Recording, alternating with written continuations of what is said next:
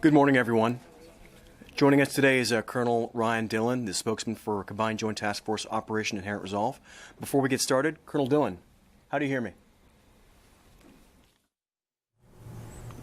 I can hear you pretty well, Adrian. Thanks. How me? Sir, we hear very well. And with that, we'll get started with your opening statements and then go to questions. Over to you, sir. All right. Sounds good. Thanks. Thanks, Adrian. Good morning, everyone. First off, it was great seeing all of you and meeting many of you for the first time when I was back in D.C. with the Iraqi delegation a couple weeks ago. So let's go ahead and get started. We'll begin in Syria, and then we'll move to Iraq. Today marks day 53 of operations to defeat ISIS in Raqqa. About 45% of the city is under control of the Syrian Democratic Forces. The SDF have cleared about 9 square miles of terrain this past week as they fought against stiff, sporadic resistance from ISIS entrenched in the city. On the western axis, the SDF took control of a series of multi-story buildings that allowed them to provide overwatch and push further into the city center. On the eastern axis, the SDF made incremental gains south of the main road that runs east to west in the city. Currently, the distance between the east and west SDF axes is less than a half a mile. And once they link up, the SDF will have full control of southern Raqqa. And south of the Euphrates River, the SDF continue to isolate Raqqa and reinforce their positions. In southern Syria, the Shuhada al-Qaritain, commonly referred to as the Shuk, one of our partner forces there, unilaterally, without U.S. or coalition permission or coordination, conducted patrols outside of the agreed-upon de-escalation zone and engaged in activities not focused on fighting ISIS. The coalition only supports partner forces committed to fighting ISIS. The Shuk have been important partners in the fight against ISIS in southern Syria. However, the coalition will no longer support their operations. The coalition will support and train and advise and assist and accompany vetted partner forces in southern Syria that wish to defeat ISIS. Moving to Iraq, the Iraqi security forces control all parts of Mosul and continue to conduct detailed clearance operations to look for any ISIS fighters in hiding and identify explosive devices that could threaten friendly forces or civilians. Iraqi Army, Emergency Response Division, Counterterrorism Service, and federal police forces maintain their sectors of Mosul until the hold forces take over and secure the area. There have been no strikes by the coalition in Mosul for nearly 2 weeks now. There have only been a handful of direct fire engagements by the ISF in Mosul over the last week. And for the first time since operations to liberate Mosul began in October 2016, Tuesday marked the first day there were no ISF casualties in Mosul. These are all indicators to the improving security situation there. There have been consistent reporting of alleged law of armed conflict violations recently. The coalition does not condone any violation of the laws of armed conflict, and while we cannot verify the authenticity of the reports, any violation of the law of armed conflict is unacceptable and should be investigated in a transparent manner. We meet routinely with our partner forces to advise them on the expectations for thorough and transparent investigations, accountability for anyone found responsible for abuses, and public disclosure of findings and actions taken. The coalition has gathered alleged LOAC violations from various sources, from traditional and social media to from international organization reports and reports from coalition members. We pass all allegations of abuse that come to our attention to the government of Iraq. Prime Minister Abadi has stated that everyone will abide by the law, that he has a zero-tolerance policy for any improper action by the Iraqi security forces. The government of Iraq has investigated previous allegations, and they have taken action. and we have encouraged them to present the facts of these investigations to the public. Lastly, I would like to discuss how the Combined Joint Task Force and the greater coalition are countering ISIS propaganda efforts. We have said several times that we will not allow ISIS sanctuary. When known, we will degrade ISIS' ability to conduct battlefield operations, to inspire, plan, finance, and direct terror attacks, and recruit and move terrorist fighters. In recent months, the coalition has targeted and killed several senior ISIS propagandists and facilitators in Iraq and Syria. The removal of these key ISIS leaders disrupts ISIS propaganda production, distribution, and the ability to fund their activities. Abu Sulaiman al-Iraqi, a senior ISIS propaganda official, was killed by a coalition airstrike near Mosul in early July. Al-Iraqi provided strategic guidance and production oversight for ISIS propaganda, which recruited, indoctrinated, and directed terrorists around the world. Ibrahim al-Ansari, an ISIS propaganda official, was killed on March 25th in Al-Qaim, Iraq. Abu Ali al-Janubi, an ISIS senior media director, was killed April 16th in Mayadeen, Syria. Abu Sayyaf al-Azawi, an ISIS media emir, was killed April 27th in Al-Qaim, Iraq. Abu Khattab al-Rawi, an ISIS media emir, was killed May 17th in Baj, Iraq. And Ryan Meshal, ISIS senior media official, was killed by the coalition airstrike conducted near Mayadeen, Syria between May 25th and May 27th. Meshal was the head and founder of Amaq, ISIS's official propaganda media outlet. He oversaw, authorized, and disseminated ISIS digital propaganda to instigate and direct terror and recruit foreign terrorist fighters. And lastly, Bassam al-Jaifus, who handled ISIS funds for terror attacks, was killed by a coalition airstrike on July 18th in Mayadeen, Syria. His death disrupts ISIS' multinational money laundering and movement network, which is used to pay for foreign terrorist fighters as well as plotting attacks throughout the world. While the CJTF, the coalition, the military component, conducts these operations, the greater coalition of 73 international partners have collectively blunted the edge of terrorist propaganda. ISIS online supporters are dwindling, with counter-ISIS content outnumbering pro-ISIS content across the world. In May, there was a 92% decrease in global shares of ISIS video content on Twitter. In April, ISIS propaganda production dropped to its lowest point in over 6 months, a 75% reduction in ISIS monthly output in 2016. And the global coalition launched a new campaign called #TakeDash to inform social media users of how to report ISIS extremist content to platform owners, and adding pressure on these owners to act and remove its content. ISIS is losing on every front, on the battlefield, in recruiting, and social media, and generating money. And they will continue to lose with the pressure put on by our partners in Iraq and Syria. And just to let you know, with all the names that I just provided on those propagandists that we killed, after the conclusion of this briefing, that will be a press release by CJTF OIR with all those names, so you don't have to worry about writing them down. And with that, I'll now stop and take your questions.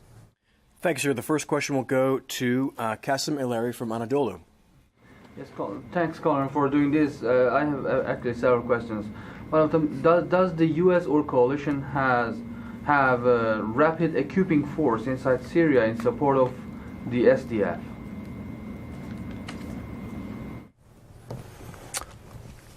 First off, Kasim, I don't know that question, and I did receive your query last night, and we are running that down. We will have an answer to you by close of business today. And also on Twitter we see that ISIS shoot down some one RQ-20 drone of SDF allegedly. Are you aware that the SDF has those drones, or do you know, or did you provide to them? Can you tackle this question? Yeah, Qasim, I have not seen or heard of that report that you were referring to. I know that we do use unmanned aerial surveillance devices to provide intelligence and what is going on with ISIS activity in Iraq and Syria. I am not tracking the particular instance that you are talking about, but I will also say that there are measures, countermeasures for UAS devices that are in areas throughout Iraq and Syria where we are providing support to our partner forces. Does SDF have drones or unmanned aircrafts? Do you know?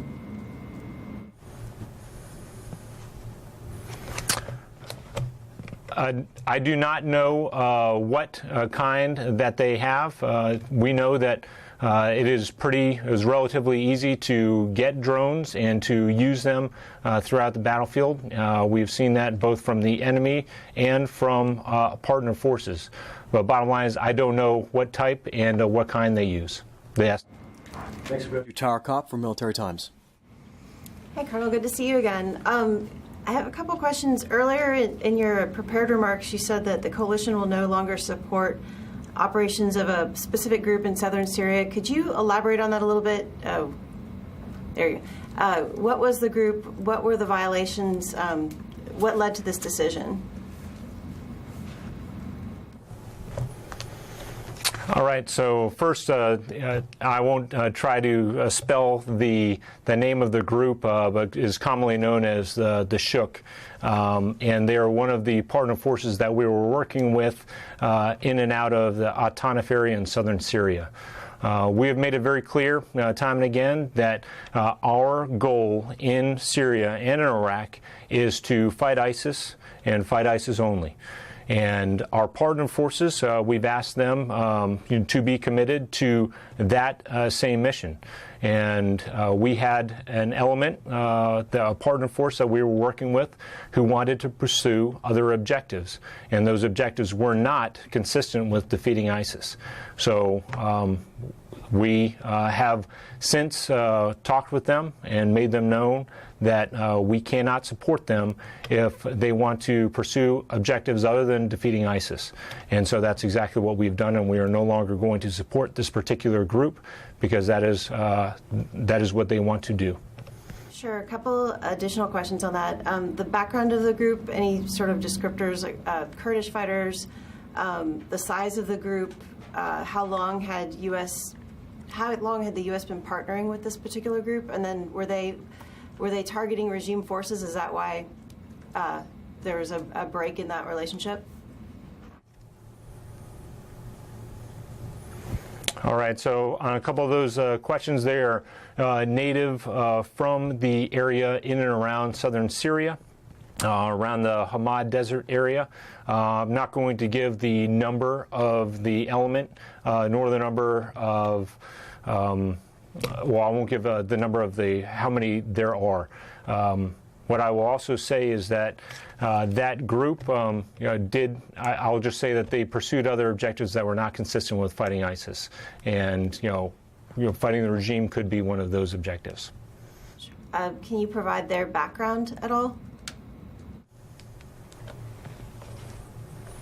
I don't know what you mean by their background. Can you elaborate your question on that particular question, please? Was this a Kurdish group? What kind of group? No. They were not a Kurdish group. They were from the area in and around the Hamad Desert area, not far from the Atanaf garrison. Next to Elizabeth McLaughlin from ABC. Thank you for doing this. Are you aware of any instances in which American transgender service members have ever impacted battlefield readiness or the lethality of the force? Yeah, I don't know that, and anything that has to do with the transgender piece, I'll refer you back to the Pentagon for anything to address on that. Next to Joe Tabbitt from Al Hura. Thank you, Major. Colonel Dillon, I want to go back to what you call the Shuk, the group Shuhada al-Qaryatain. Could you confirm if the coalition has warned the Shuk before they have conducted their attack on the Syrian regime? Was there any warning?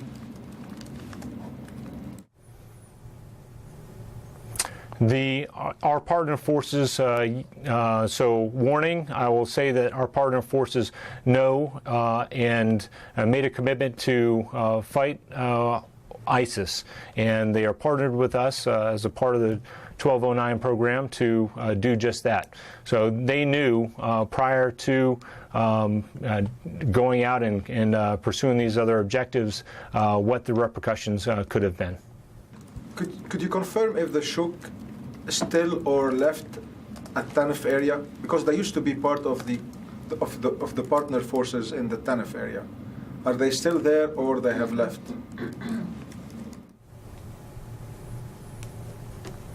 No, they are still there. We're in the process of ceasing our support and receiving the equipment that we provided to them, for the fight against ISIS. Will you be asking them to leave? I'm sorry about that. Please say that again. I said, will the coalition ask the Shuk to leave? I don't want to get into too many details. Again, we're still not working with them, but we're in the process of ceasing our support, and what happens after that is something that I'm not ready to discuss right now. Thank you, sir. Next to Ryan Brown from CNN. Hi, Colonel. Thank you for doing this. I had a question on Mosul. You mentioned it's the first day that an Iraqi security force member had not suffered a casualty. Has the U.S. begun shifting its advisory, or the coalition begun shifting its advisory presence out of Mosul? I know there's a lot of back-clearing work to be done. Have they started drawing down on the number of advisors in the area to reposition them elsewhere, or are you kind of maintaining the same level of advisory effort that had been going on during the actual battle? Yep. On that particular question, I don't know, if we have began, transitioning yet. I know from reading the transcript and listening to Colonel Work last week is that one of the things that we do not want to do is have the Iraqi security forces have to wait on us. So as they develop their plan and their for the operations on where to go next, and when they make that transition, we will be ready to be right there to advise them all along. Great. And just a quick one on the Tanif situation. We talked about this, I think, when you were here. I guess, can you help? There doesn't seem to be a lot of fighting, actually, that those groups at Tanif are doing against ISIS. Has there been any major engagements or any engagements at all between the groups we're backing in that area with ISIS fighters, or is the regime still kind of positions itself between those groups and ISIS? Are they kind of still blocking that access to ISIS territory? Yep. There have been ISIS incursions, both in and around that area within this since January, within the last few months. Excuse me. And also, we know that the regime has also run into ISIS fighters where they are operating. So there still is ISIS presence in that area in southern Syria, moving towards Abu Kamal area. I hope that answers your question. If not, follow up, please. Great. Thank you, Colonel. Zach Biggs, Janes. Thanks. Colonel, two things. First, you mentioned the 75% reduction in propaganda over the last 6 months out of ISIS.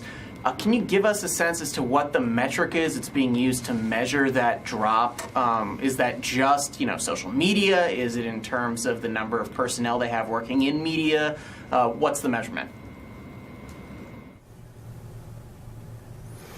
Yeah, Zach, so with those figures that I presented, I talked much about the military efforts and killing many of the propagandists. I will follow up with you after this on the background of how the Greater Coalition, who was working out of London, came to that information. I'm about one layer deep on what I presented to you, but that is the Greater Coalition. I can point you in the right direction. I will link up with you after this and make sure you have a good contact. So, thank you. And the second thing, I know you said that you're not going to address the transgender policy issue that came out yesterday, but do you have a sense or a number as to how many trans service members there currently are participating in OIR? And can you give us any detail? Have they been told anything about policy issues yesterday? Not the policy itself, but have they been informed about anything related to the policy?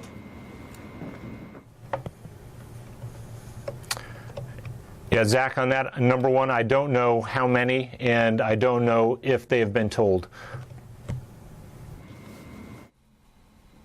Now to Carla Babb, Voice of America. Thanks, Carl, for doing this. Just to confirm on ATOMF and the situation with the Shook, can you confirm that some of those are part of the VSO, or that all of those are part of the VSO, the Vetted Syrian Opposition, and I believe some of those trained in Jordan, correct?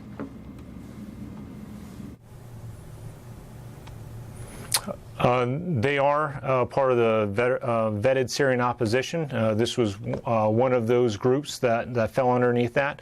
And I don't know the answer to your second question about where they were trained. They were a partner force of ours, and we can no longer support them because they don't want to fight ISIS.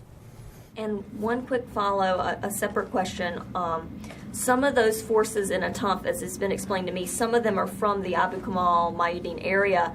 Is there any plan in place to get them to where they can defend their homeland? Because right now, as Ryan was explaining, the Syrian troops are kind of in between you guys and that area.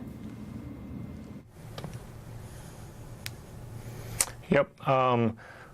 You're absolutely right, and some of those vetted Syrian opposition forces that we still train are from our indigenous to areas along the middle Euphrates River Valley. And can we leave on trucks and go straight across to Abu Kamal and Mayadeen and Deir ez-Zor without running into the regime? Likely not.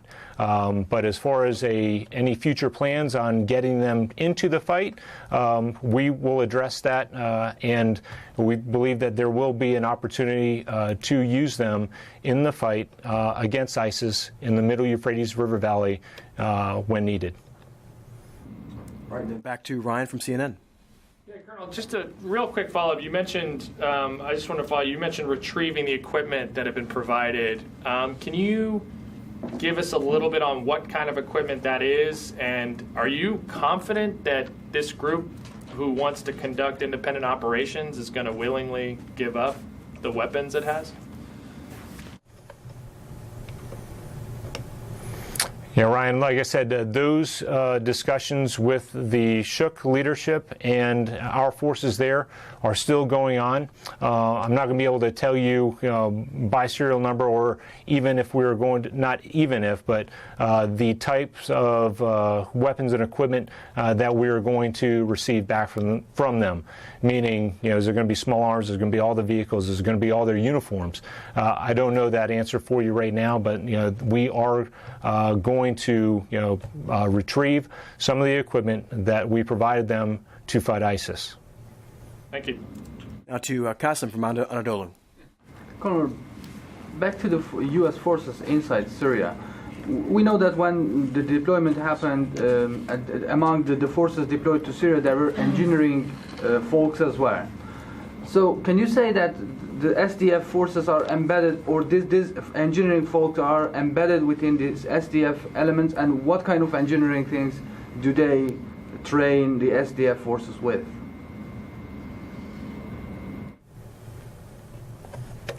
Kasim, I'm sorry, I didn't catch it. It was broken up a little bit there. I don't know if you can move closer to the microphone, please.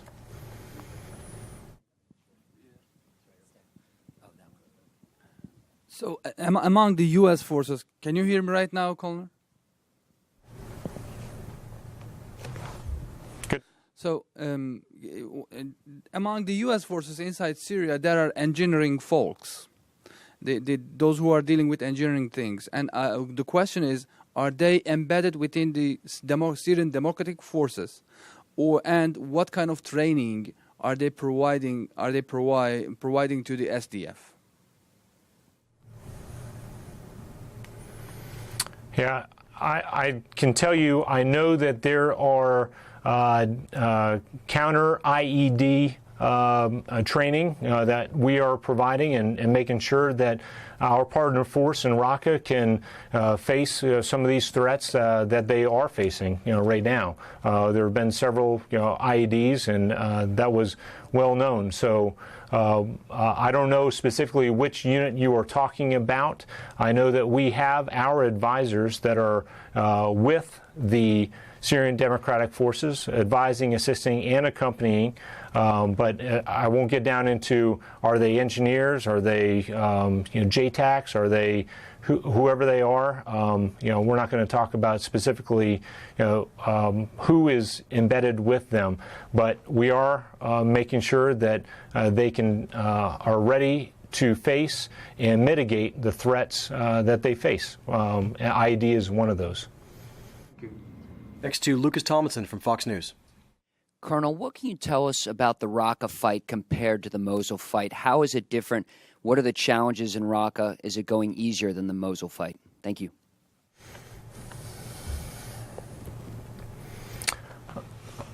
Thanks, Lucas. I think that it's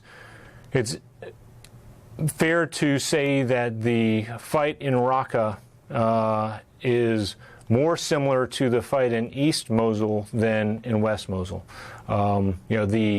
The infrastructure and the spacing of the buildings, you don't have quite the congested and very tight confines of the old city of West Mosul like you do in Raqqa, at least not at that magnitude. Obviously Raqqa is much smaller than Mosul as well.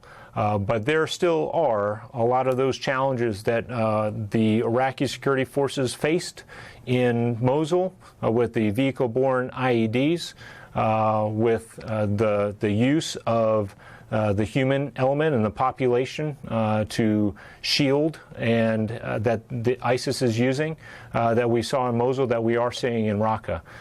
So I would also take account how quickly that the Syrian Democratic Forces were able to make immediately into the city, but there have been some stiff resistance since making it to like the ancient wall area and as we've gotten closer into the city center. I hope that answers your question.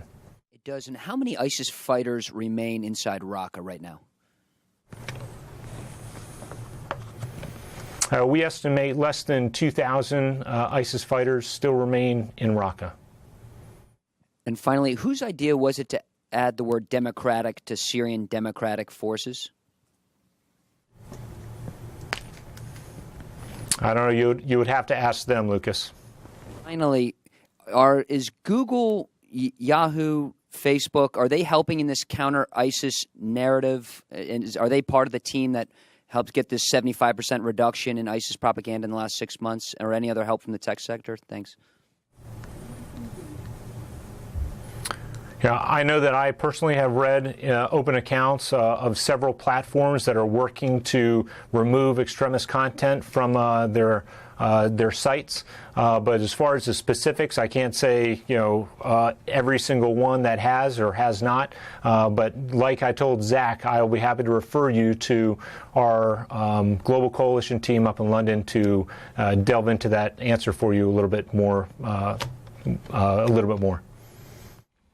Now, Anya from CBS. Yes, sir. I had two questions. One is following up on the previous one right there. How concerned are you that that that these groups are going to start going underground and be harder to track using other types of apps and communications for their propaganda?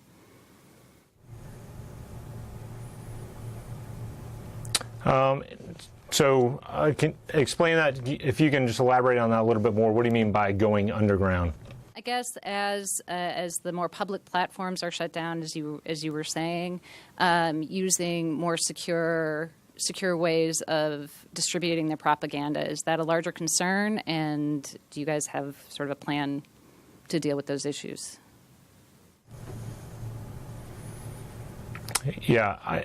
As far as whether or not they're going to go further underground, I can just tell you that if we are able to reduce their ability to inspire and to recruit other people who want to join their ranks, then that is success. If they go to underground, that means that there are fewer people that they can reach. But as far as the specifics to that and how to address it, I would, again, like the others, refer you to our colleagues up in London who are really taking that global threat of ISIS propaganda and are weaving it throughout the entire world to defeat ISIS propaganda efforts. Yes, sir. Oh, I just had one more, and I apologize. I know you said you really were referring the transgender issue to back here. On the ground, though, in a general sense, do you guys have a message for folks who might be surveying on the ground, who might be affected by this? Have you put a message out to the troops who are serving and might be concerned about this to, I guess, assuage any concerns that they may have? We have not put anything out. We're going to await direction from the Pentagon on steps to move forward. Great. Thank you, sir. Now to Elizabeth from ABC. Hi, one more question. So I wanted to follow up about this idea of the police in the box and border guards in the box that you had addressed several weeks ago. I think there were 100 that had been purchased and 50 had started going out. Can you tell us a little bit about the effectiveness of those? Have they been successful in encountering any skirmishes that could have come up? And what's your assessment of will more be purchased? Anything else you can tell us about that?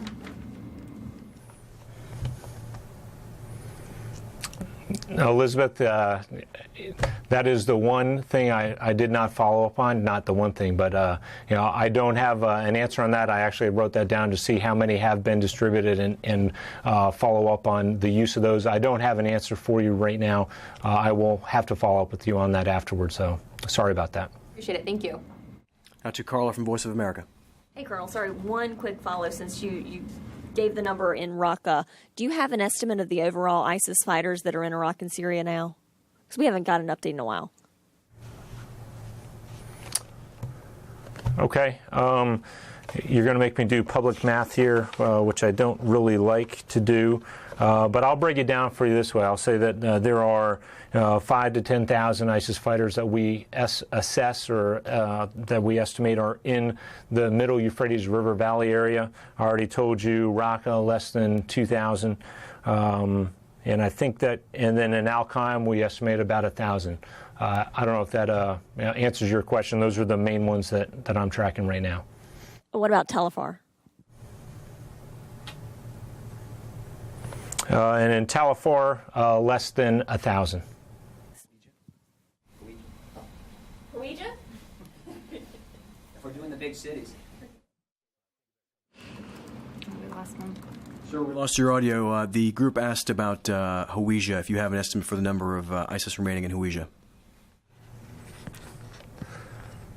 Yep, and I must have cut off when I said that. Less than 1,000 in Hawija as well. So just to take stock and everything again, about 1,000 Al-Qaim, less than 1,000 in Tal Afar and Hawija. So 1,000 each, excuse me. About 2,000, less than 2,000 in Raqqa, and 5,000 to 10,000 in the Merv.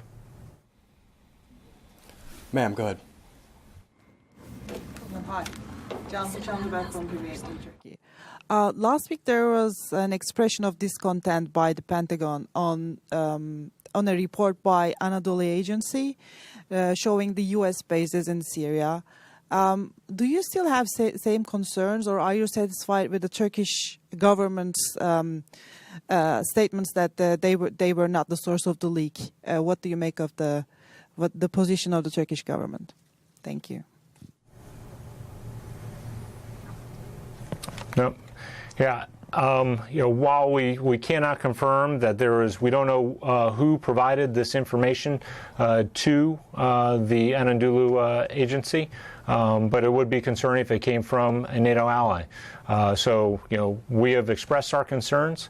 We're going to continue to operate throughout northern Syria in the way that we have, and we do have force protection measures that allow us to continue to focus on fighting ISIS in northern Syria. All right, with that, sir in the back. Oh, excuse me, ma'am. Sorry. You're good. Thank you, sir. I'm wondering if you could speak to, before severing, or this ongoing severing of ties with the Shuk, when's the last time that the coalition broke ties with a member of, or a group under the umbrella of the vetted Syrian opposition? Has this happened before, and if so, when did it happen? Yep. We asked that question as well, and we have not had an incident like this where we have had to cut ties with a vetted Syrian opposition group. This is the first time. And with that, are there any more questions? All right, thank you. Sir, did you have any closing remarks for the group? I do not. Thanks, Adrian. Thanks, everybody. And we'll see you next week.